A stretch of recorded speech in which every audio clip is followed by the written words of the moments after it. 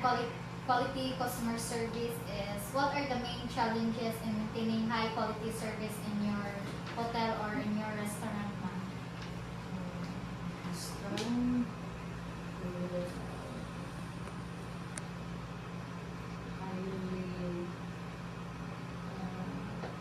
our resort will have a good and good relationship to their employees and the provider. Then, about for costing, ma'am, what are the most effective strategy on and cost reduction or kanang increase in lower inyong cost sa inyong product or sa inyong services? Less manpower. Okay. Then, what are the common risks faced by your management? Mga risks, Actually, absences. Then, what are the key factors in maintaining strong relationship with your supplier on your product, ma'am? Maintaining the strong relationship with your supplier. Our problem is about the prices, increasing the price of this source. Then the next, How do you ensure that your personnel possess the necessary skills and experience to perform their roles efficiently? Flexibility. We encourage our employee flexibility. flexible. Okay. What are the most common causes of delay in supply chain operation or management? Taking they're late, coming late in their Sa mga delivery malate.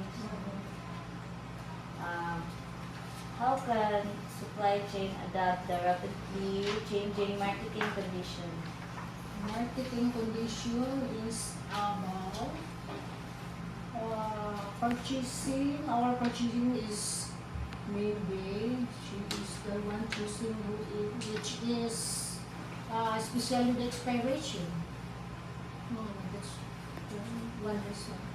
Purchasing the need to classify the expiration in that product. Then, how quickly the customer service or the employee responds to inquiries or issue in your management? It's differently and hospitality. Being hospitable. Oh, yes. Then, also ma'am, how can supply chain prepare for a respond to a natural disaster or kanang mga unforeseen event kanang dili na mamaybangan nga mga incident? Yes. How do you handle that? We're going to have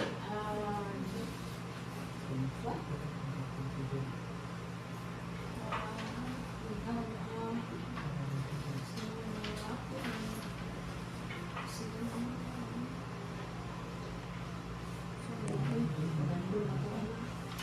Pwede ba say on mo? Pwede naman sa'yo.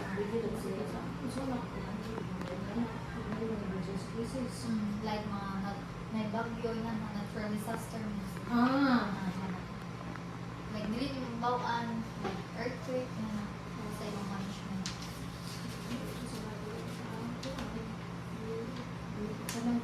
We need to as the we need to read some news, TV, just to inform us what happened, what's coming on.